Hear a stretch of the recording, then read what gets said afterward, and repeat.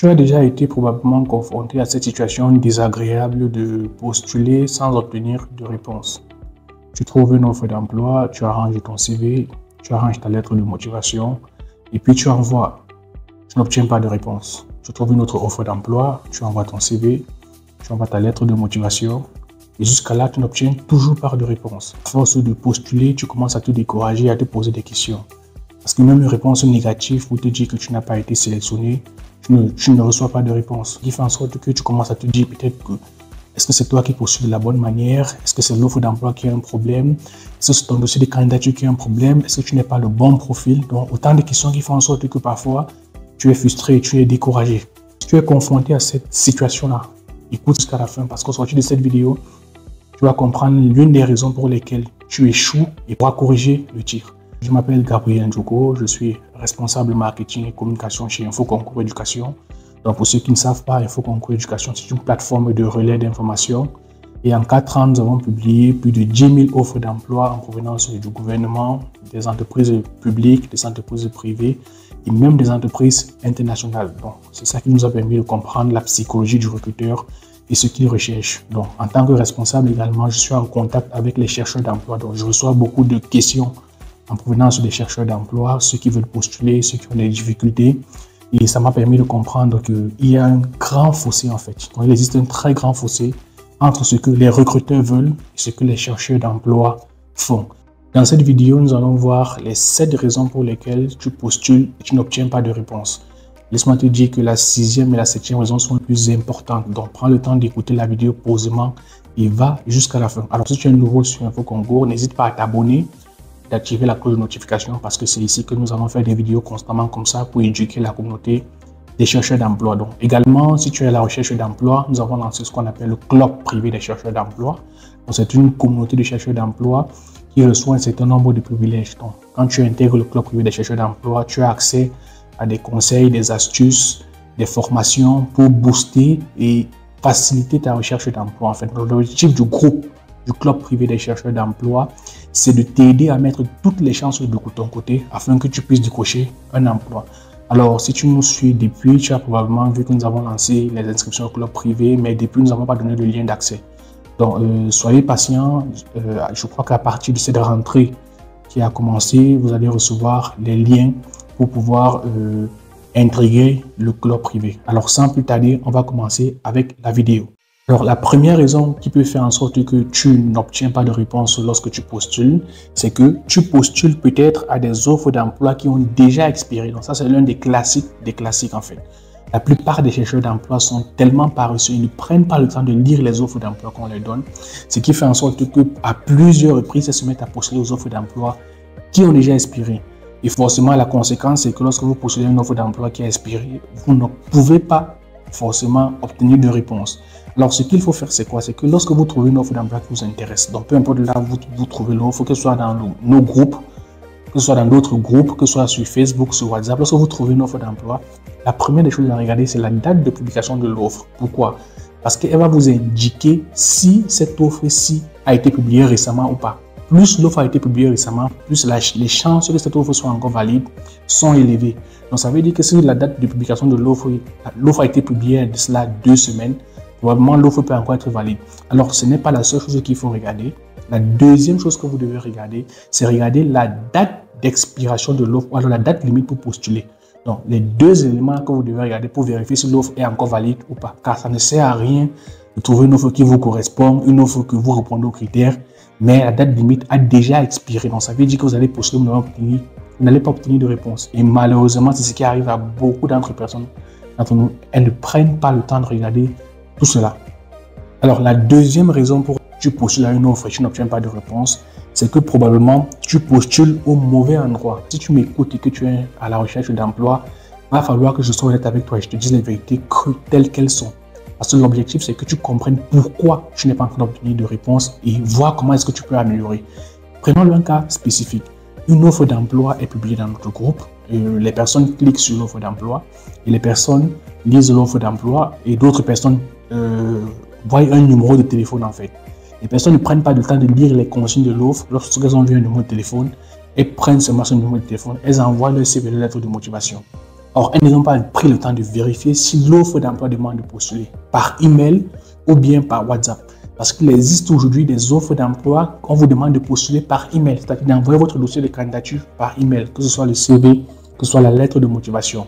Donc, et des fois, ces entreprises mettent les numéros de téléphone pour ceux qui ont besoin de plus d'informations. Or, ce que les gens font, c'est quoi? C'est que les personnes prennent le numéro de téléphone, elles enregistrent, elles se rendent compte que le numéro est WhatsApp et elles balancent leurs offres d'emploi. Puis encore, je vois des personnes qui ne prennent pas le temps de lire l'offre d'emploi et d'envoyer leur CV et lettre de motivation à l'adresse de Info Concours Éducation, c'est-à-dire à l'adresse de la plateforme. Or, Info Concours Éducation n'est pas le recruteur. C'est vrai que oui, nous publions les offres d'emploi, mais nous sommes juste une plateforme de relais. Nous recevons les offres d'emploi et nous publions pour que vous puissiez postuler. Donc, si vous ne prenez pas le temps de lire les offres d'emploi, forcément, vous n'allez pas obtenir de réponse favorable. Si vous envoyez votre CV, nous recevons comme ça beaucoup. Je reçois beaucoup de mails et de dossiers de candidature par WhatsApp. Quelqu'un ne m'écrit même pas. La personne envoie son CV, sa lettre de motivation, ses diplômes, sa carte d'identité. Et je ne sais pas, les personnes espèrent trouver l'emploi en faisant comme ça en fait. Donc, vous devez prendre le temps de lire les consignes de l'offre. Parce que si vous postulez au mauvais endroit, des fois, la plateforme, en fait, il existe 3 solutions en fait pour postuler. En fait, 3 méthodes généralement utilisées par les recruteurs dans notre expérience. Soit vous postulez par email, soit vous postulez par WhatsApp, soit vous postulez directement sur la plateforme que l'entreprise va mettre à votre disposition. Ça veut dire que vous devez vous inscrire et envoyer votre CV, lettre de motivation directement sur la plateforme du recruteur. Or, si vous ne prenez pas le temps de lire les consignes de l'offre, donc lorsque vous regardez une offre, il n'est pas seulement question d'aller lire si l'offre vous correspond ou pas. Une fois que vous avez trouvé si l'offre est valide, vous avez trouvé que l'offre vous correspond, vous devez regarder les consignes de l'offre. Si c'est postulé par WhatsApp, vous postulez uniquement par WhatsApp. Si c'est postulé par email, vous envoyez votre dossier de candidature par email. Donc, prenez le temps de lire les consignes de l'offre pour savoir où est-ce que vous devez postuler. Parce que si vous envoyez votre dossier par WhatsApp alors qu'on a demandé d'envoyer votre dossier par email, il est clair que votre dossier ne sera pas traité. Donc, c'est l'une des raisons qui fait en sorte que beaucoup de personnes aujourd'hui ne reçoivent pas de réponse parce qu'elles font la paresse. Dernièrement, il y a une entreprise qui nous a contactés pour publier une offre d'emploi sur notre plateforme et elle voulait uniquement les dossiers physiques, c'est-à-dire on devait venir déposer à leur siège social au niveau de Douala. Je crois que c'était Cosimecam. Et cette entreprise-là a laissé un numéro pour ceux peut-être qui veulent arriver à Cosimecam et qui n'ont pas l'itinéraire, donc elles ne maîtrisent pas où ça se trouve. Donc on a laissé un numéro de contact. Nous avons été surpris qu'eux nous disent qu'ils ont reçu beaucoup de candidatures par WhatsApp. Ils ont dit qu'ils ne peuvent pas traiter cela, que seuls les dossiers qui vont être reçus à l'adresse vont être traités. Donc imaginez des personnes qui se mettent à postuler aux offres d'emploi et ne pas postuler de la bonne manière, elles se disent qu'elles vont attendre des résultats. Donc, prenez le temps de lire la consigne de l'offre d'emploi pour savoir où est-ce que vous devez postuler. Parce que si vous postulez au mauvais endroit, vous n'obtiendrez pas de réponse.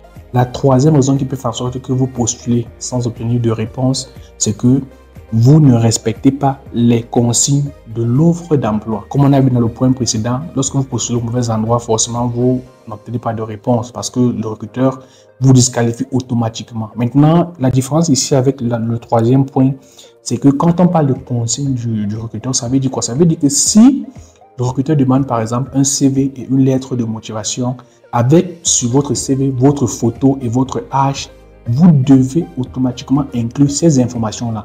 Donc si le recruteur demande par exemple de postuler en précisant par exemple que dans l'email, que vous allez envoyer pour pouvoir envoyer votre dossier de candidature, que vous devez écrire l'intitulé du poste, c'est-à-dire vous devez mettre en objet par exemple candidature au poste 2.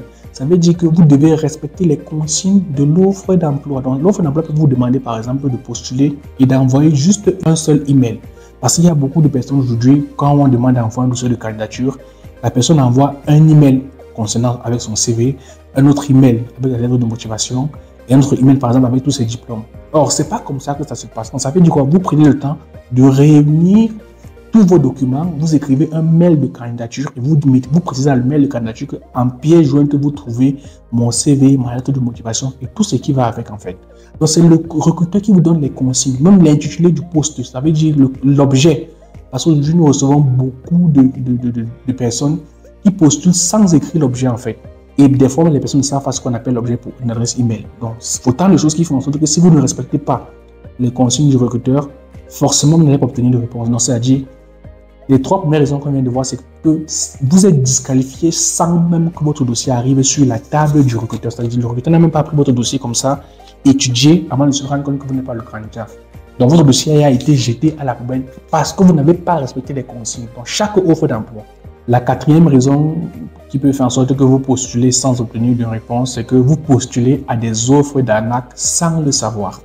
Alors, aujourd'hui, avec la prolifération du manque d'emploi, c'est-à-dire le manque d'emploi, beaucoup de recruteurs ou alors beaucoup d'arnaqueurs se sont rendus compte qu'il existe une aubaine en fait. Parce que lorsque quelqu'un cherche un emploi, dépenser 1000 francs, 2000, 3000, 5000, parfois 10 000 ne peut coûter rien en fait au chercheur d'emploi parce que s'il sait qu'il a été recruté, forcément il va trouver, comment je vais dire ça, donc, il va trouver facile de dire que bon, je peux donner 10 000 en fait. Donc ce qui se passe c'est quoi? C'est que ici, ce quatrième point est important. Pourquoi? Parce que lorsque vous devez postuler, donc il y a des arnaqueurs qui se font passer pour des entreprises. Ça veut dire il y a des offres d'emploi qui sont des offres d'emploi fake. Et vous vous mettez à postuler, vous ne savez même pas que cette offre d'emploi est fake. Et vous n'obtenez pas de réponse parce que parfois, comment j'appelle ça, comment je vais dire ça, les arnaqueurs n'ont pas le temps de traiter toutes les demandes qu'elles reçoivent. Parce que leur objectif, c'est de quoi? C'est que lorsque vous postulez, elles vous envoient un message que vous avez été sélectionné et c'est comme ça qu'après, elle vous dit vous devez donner les frais de dossier, les frais médicaux, tout ça pour vous arnaquer en fait. Or, beaucoup de personnes postulent à ces genre d'offres-là, ils n'obtiennent pas de réponse ou alors obtiennent des réponses négatives en fait, ou des réponses où on vous demande de payer de l'argent en fait. Donc, c'est l'une des raisons qui peut faire en sorte que vous postulez sans obtenir de réponse parce que vous postulez aux offres d'emploi sans vérifier au préalable. Donc, qu'est-ce qu'il faut faire lorsque vous pouvez éviter de tomber dans les pièges des arnaques? C'est que chaque fois que vous postulez, vous trouvez une offre d'emploi pour vérifier si c'est de l'arnaque ou c'est pas de l'arnaque.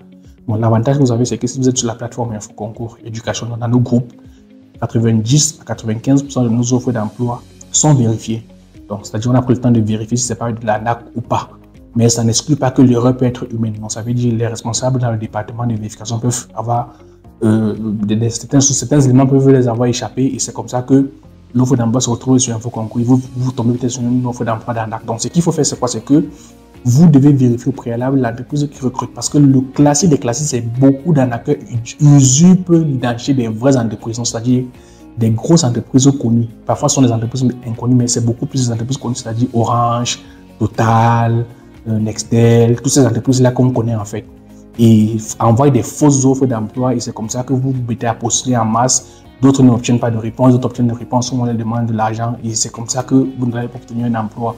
Donc, ce qu'il faut faire, c'est de vérifier. Donc, lorsque vous trouvez une offre d'emploi qui vous intéresse, prenez le temps de taper le nom de l'entreprise sur Google ou sur Facebook pour vous rassurer que l'adresse email à laquelle on vous demande de postuler, c'est l'adresse email de l'entreprise. Parce que la plupart des grosses entreprises ne vont jamais utiliser une adresse qui se termine par @gmail.com pour postuler. Donc, prenez le temps de vérifier, tapez le nom de l'entreprise sur Google, bien sur Facebook, vous allez pouvoir peut-être tomber sur leur site web, sur des numéros de téléphone que vous pouvez appeler pour vous rassurer si est-ce qu'ils ont vraiment publié une offre d'emploi, est-ce que l'adresse email pour postuler, c'est vraiment l'adresse qu'ils ont mis sur l'offre d'emploi. Donc, elles vont vous dire oui, au moins là, vous êtes rassuré lorsque vous postulez que vous ne tombez pas sur des offres d'arnaque. La raison numéro 5 qui peut faire en sorte que vous postulez sans obtenir de réponse, c'est que vous ne répondez pas simplement aux critères du recruteur. Donc, ça veut dire que le recruteur a étudié votre dossier et il s'est rendu compte que vous ne répondez pas aux critères. Donc, ça peut arriver. Parce qu'il y a aussi beaucoup de personnes parfois qui font les choses bien, c'est-à-dire elles vérifient que l'offre est valide, elles postulent au bon endroit, elles postulent de la manière que le recruteur a demandé et leur dossier arrive bien évidemment dans les mains du recruteur, mais elles ne reçoivent pas toujours de réponse. Donc, ça peut arriver que vous ne répondez pas aux critères de l'offre. Donc, ça veut dire par exemple que le recruteur demande un bac plus 4, le recruteur demande 2 ans d'expérience professionnelle, le recruteur demande par exemple de maîtriser un certain nombre de logiciels et forcément que vous ne maîtrisez pas, mais vous avez quand même postulé en pensant que peut-être vous répondez à 60% des critères. Donc, ça fait en sorte que le recruteur ne vous sélectionne pas. Mais maintenant aussi, il y a une autre possibilité en fait, toujours dans la raison numéro 5, c'est-à-dire vous ne répondez pas aux critères du recruteur à cause de vous-même. C'est-à-dire vous n'avez pas présenté votre CV de manière à ce que le recruteur puisse déterminer si vous répondez aux critères ou pas. Donc, vous avez omis des informations importantes dans votre CV. Par exemple, le recruteur a demandé l'âge, vous n'avez pas mis l'âge dans votre CV. Mais généralement, c'est très rare en fait. Ou alors, le recruteur a demandé qu'il faudrait que le candidat maîtrise un certain nombre de logiciels. Or, dans votre CV, vous n'avez pas pris le temps de mentionner ça si vous maîtrisez le logiciel là.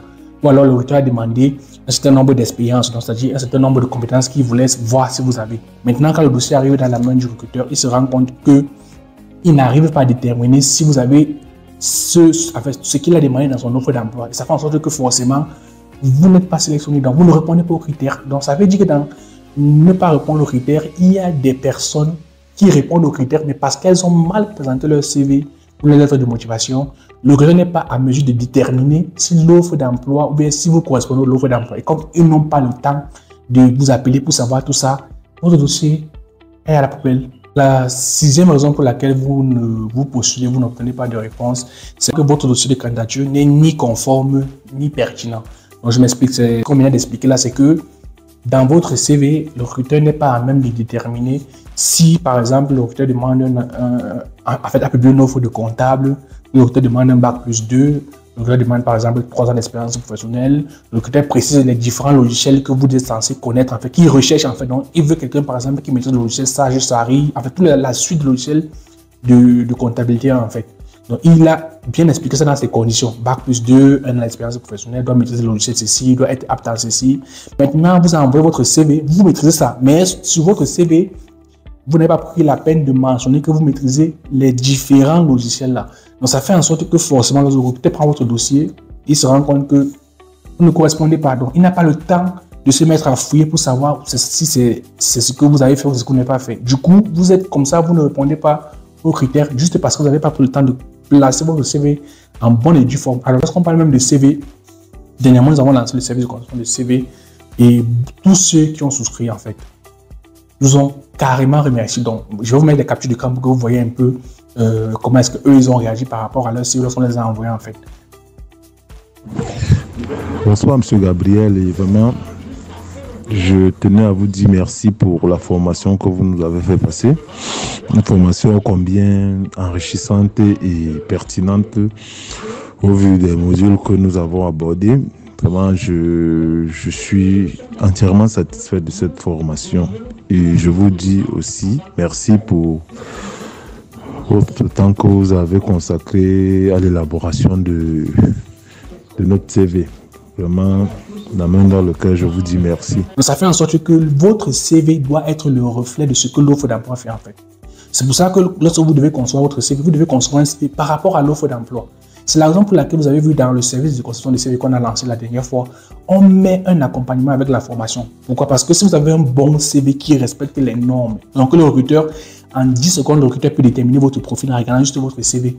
Maintenant, ce que vous devez faire, c'est que vous devez accompagner ça en fait, vous devez postuler de la bonne manière. C'est la raison pour laquelle dans le service de construction de CV qu'on a eu à faire, je crois, la semaine passée ou la semaine surpassée, toutes ces personnes-là, on a offert une formation qui s'appelle comment postuler, vérifier, en fait, comment trouver, vérifier et postuler aux offres d'emploi en 2024, même si vous n'avez pas d'expérience professionnelle. Parce que votre CV, cette psychologie que vous devez savoir, c'est que votre CV doit être le reflet de l'offre d'emploi. Ça veut dire que si vous correspondez à une offre d'emploi, vous devez arranger votre CV de telle manière que lorsque le recruteur prenne votre CV, par rapport aux critères de l'offre d'emploi, il se rend compte que vous êtes le profil.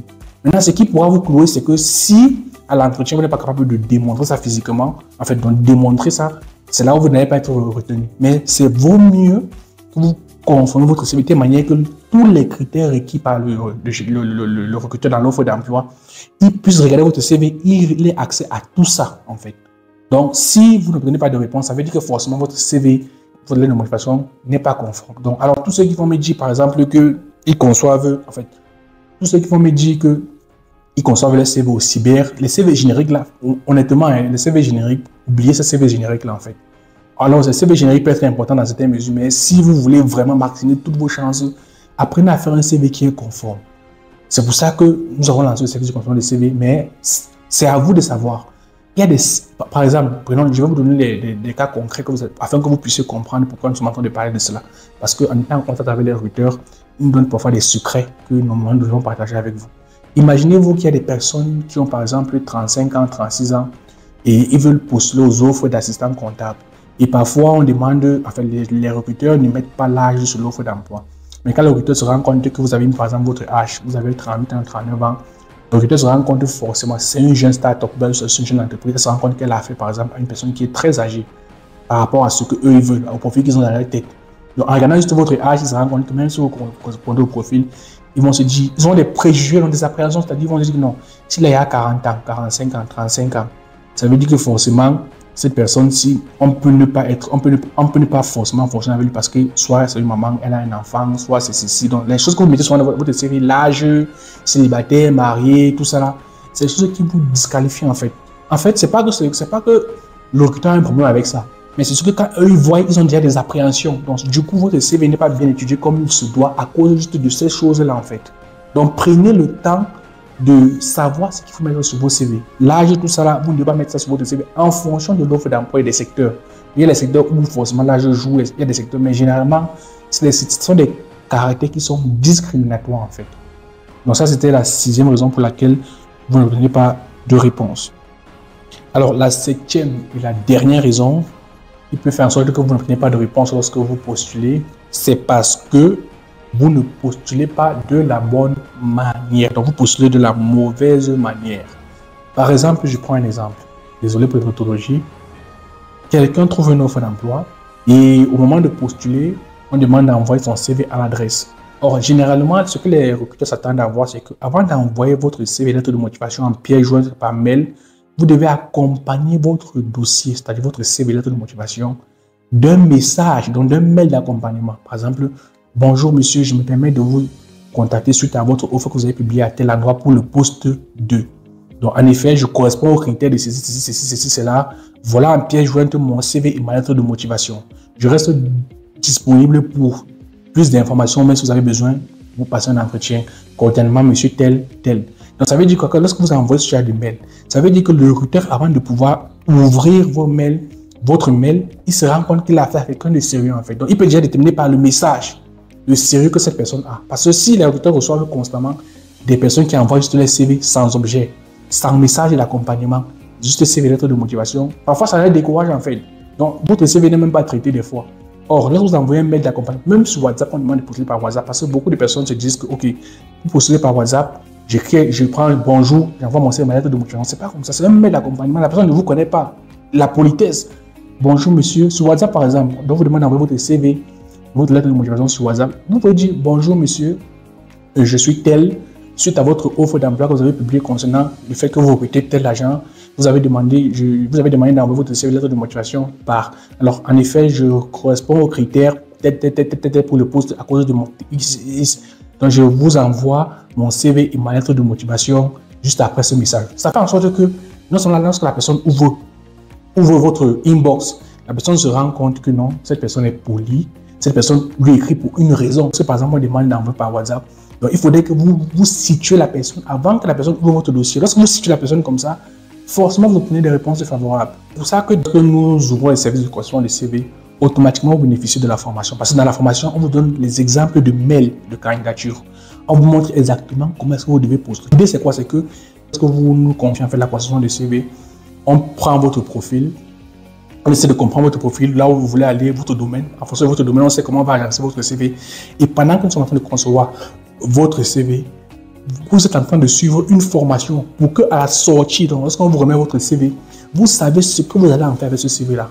On vous envoie également les fichiers Word parce qu'on vous a dit, dans la formation, vous allez apprendre qu'on adapte le CV par rapport à l'offre d'emploi. Donc, si c'est un poste de tel, vous savez comment vous allez mettre ça dans votre CV pour que lorsque le recruteur puisse facilement identifier les critères qu'il a demandé dans l'offre d'emploi sur votre CV, en fait. Donc, c'est comme ça qu'on fait. Donc, si vous n'obtenez pas de réponse, ça veut dire que vous ne postulez pas de la bonne manière. Donc, vous envoyez des choses comme ci, comme ça. Et c'est comme ça que ça fait en sorte que, forcément, vous n'obtenez pas de réponse. Donc, voilà les 7 raisons que j'avais à partager avec vous concernant le fait que vous postulez sans obtenir de réponse. Donc, il peut y avoir d'autres raisons, mais voilà les 7 principales raisons que nous avons identifiées à force de causer avec les recruteurs, à force de causer également avec les chercheurs d'emploi.